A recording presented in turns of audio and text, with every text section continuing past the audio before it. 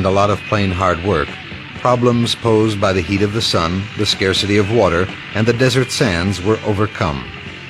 The whole Yemit area of northern Sinai became farmland, producing all sorts of plants, flowers, and vegetables.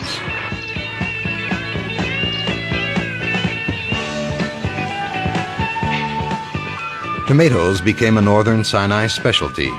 Ripened under the winter sun, these tomatoes were picked and packed for the kitchens of Europe.